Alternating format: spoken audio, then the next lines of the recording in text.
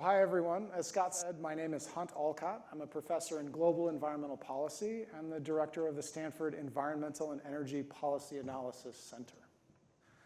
I'm an economist, and my hope for the next few minutes is to give you more of a sense of what economists do and how we try to be useful.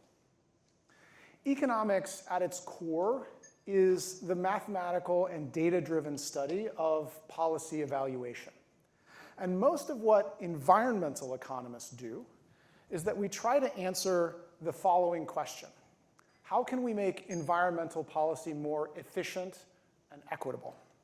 And to help that concept come to life, I'd love to share with you some of the work that our group is doing on something that I think many people are thinking about these days, which is the electric vehicle transition.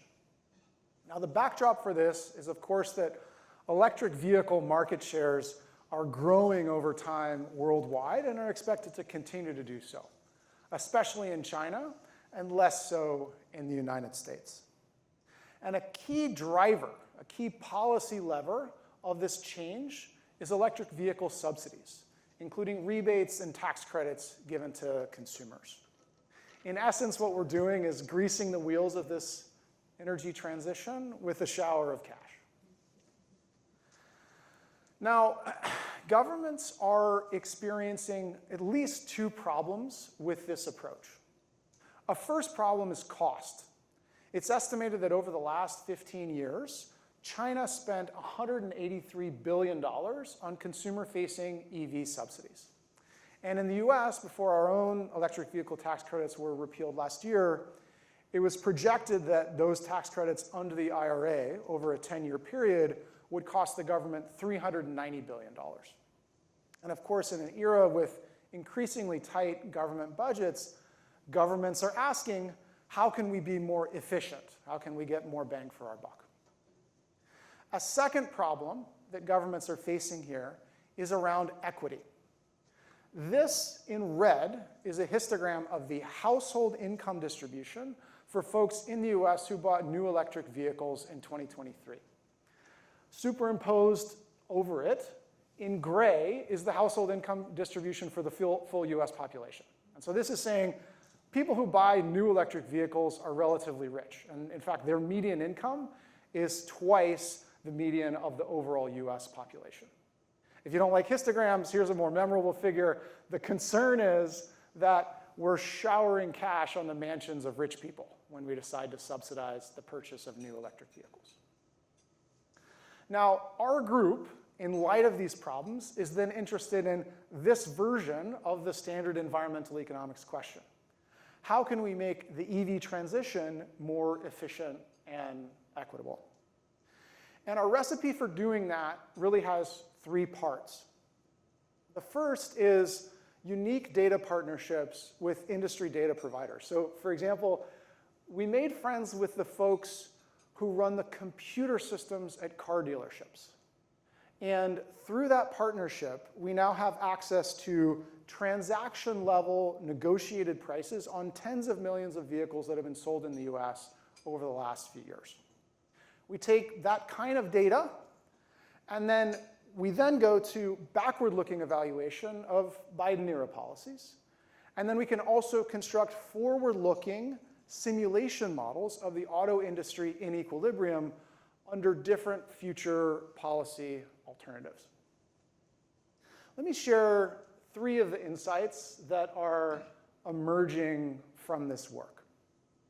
The first is that it's valuable to have a strong alignment between the original goal of the policy and the specific policy design. So let me be more concrete. The original goal of subsidizing electric vehicles is overall to reduce the social harms from transportation systems. There are several different types of important negative externalities from cars. One is that when we manufacture and then drive our cars, that emits CO2 and local air pollution. A second is, unfortunately, that when we drive, we sometimes get in accidents, and we can hurt or even kill other people. We're more likely to kill other people in an accident if we're driving a car that is bigger or heavier. So when we do our best as economists to take these kinds of harms and monetize them, put them into dollar units. For the average gasoline vehicle, if driven a typical amount over its lifetime, we estimate that it will impose $19,300 in harms on other people in society. By contrast, the average electric vehicle imposes $14,000 in expected lifetime harms. So this illustrates why, on average, it's a good idea to subsidize electric vehicles. It is a less harmful alternative to gas cars. But looking at averages in this way can obscure some important things. Let me give you an example. This, on the left, is the Rivian R1S electric vehicle. It's a big car, uses a lot of energy for transportation, and when it gets in accidents, it's really heavy and is more likely to kill people. By our calculations, this car imposes $25,000 in expected lifetime harms if driven the average amount over its lifetime. This, on the right, is the Prius gas hybrid. It's a much smaller car. We estimate that it imposes only $10,000 in expected lifetime harms. But notice that when the policy design is subsidize all electric vehicles by the same amount and not subsidize any gas vehicles, the more harmful car in this example gets a big government subsidy, and the less harmful car does not. Let me actually show this more generally with the following histogram. In gray, this is the distribution across gas vehicle models of the expected lifetime harms from that model. So gas vehicle models, the Prius, the Corolla, the Accord, the F-150, et cetera. So the Prius is down here at 10,000, I just showed you on the last slide. Superimposed in red is the distribution of lifetime harms across electric vehicle models. The Rivian I showed you on the last slide is at the right of that in red. So on average, red is lower externality than gray. That's why we're subsidizing electric vehicles on average. But you can see that there's a lot of overlap in these distributions. And focusing specifically on the electric vehicles in red, some of these cars are way less bad than others.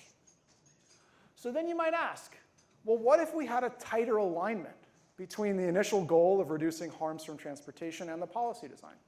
So for example, what if we stick with subsidizing electric vehicles, but have a policy where there's a larger subsidy for the less harmful electric vehicles, and maybe a smaller subsidy for the more harmful electric vehicles? So this is what we do in some of our work. We construct first the mathematically optimal uniform subsidy for EVs, same subsidy across all EV models, and then compare that to the mathematically optimal model-specific electric vehicle subsidy, again giving a larger subsidy to the less harmful EVs. The uniform subsidy shown on the left here in our simulation models of industry equilibrium is a good thing in the sense that it generates $3.7 billion in annual gains of well-being in the United States every year, actually including the global carbon benefits. However, the model-specific differentiated electric vehicle subsidy generates 40% larger gains. So there are all kinds of issues with implementing any particular new policy design, but the thing that I think is valuable here is that it illustrates the potential benefits of a tighter alignment between the initial harms that we're trying to correct and the policy design that we're using to correct them. And I think this also illustrates how we can bring this kind of research to the table for governments that are interested in analyses on these different policy trade-offs. A second insight from our work is that it's important to think in equilibrium. To be concrete about that, I want to return to this concern that subsidizing new electric vehicles is like showering cash on the mansions of rich people. The Inflation Reduction Act was actually very attuned to this concern. And in part of the IRA, there are provisions to subsidize used electric vehicle buyers. And the idea here was, well, the used car buyers have lower incomes on average than the new car buyers. And so maybe as we subsidize used electric vehicles, we can still encourage a EV transition, but without handing that money to the richest people. But this is where thinking in equilibrium is useful. Because what happens when you subsidize used car buyers? Well, demand for used EVs increases. And that pushes up the prices of used EVs. And so, in essence, the people who are getting the used EV subsidies need to turn right around and basically hand that money to the sellers of those used EVs because the price is going up. But who are the sellers of the used EVs? They were the new vehicle buyers from before. Exactly the people that we were redesigning policy to try not to shower with money. So this is just a theory. We can write down the math of it. But do the data actually support this concern?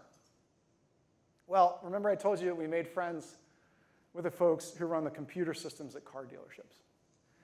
This is the distribution of transaction prices for used gasoline vehicles that were sold through dealerships in 2024.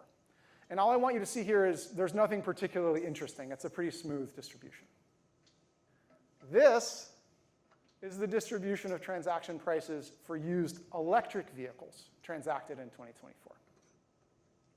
What's going on here? What's happening at 25,000? Turns out that the IRA's used electric vehicle tax credits had a price cap at $25,000. So you would get the tax credit if the transaction price of your car is under $25K, but not if it's above. And so what's happening in equilibrium in this market is that for all the cars that would have sold at prices under $25K, the tax credit increases demand for that car and thus the transaction price of that car, but only up to $25K. And you get this bunching of the transaction prices at $25K. What's fun is we can show mathematically that the excess mass in this distribution around 25K, this area in blue, the size of that excess mass tells us how far this distribution has shifted up to the right. And we estimate that the used EV tax credits under the IRA increase transaction prices for these lower priced used cars by about $2,000 per transaction. So this means that indeed what happens in equilibrium is as we tried to also help the buyers of used cars who are probably lower income, the market has unwound those well-intentioned efforts in equilibrium. A third insight is that the specifics of policy implementation can really matter. I was just showing you the distributions of transaction prices for 2024. These tax credits were also available in 2023. So you might want to know, how did this look in 2023? This is how it looked in 2023. This is the distribution of transaction prices for used electric vehicles in 2023. And you can see there's a little bit of bunching just before 25,000, but really not very much. So basically what's happened is the government is handing out a bunch of money, hoping to move the market and get people excited about electric vehicles, and the market isn't really responding to that. So what was different in 2023 versus 2024? In 2023, to get this tax credit, you had to buy the car and then wait until next year when you were filling out your tax forms. You fill out the form, and then you pay less in taxes. So that's money in your pocket, in effect, but it's really not very salient when you're at the dealership thinking about what car to buy. In 2024, they introduced something called dealership transfer. And that meant that the dealership would get the money from the IRS and then could give it immediately to the buyer at the time that the car is being bought. And based on what I showed you in those histograms, that indicates that even though the amount of money of the tax credit is the same, the way that we give it to people and the fact that we give it to people immediately has a much bigger impact on the market. So overall, what is the takeaway here about electric vehicles?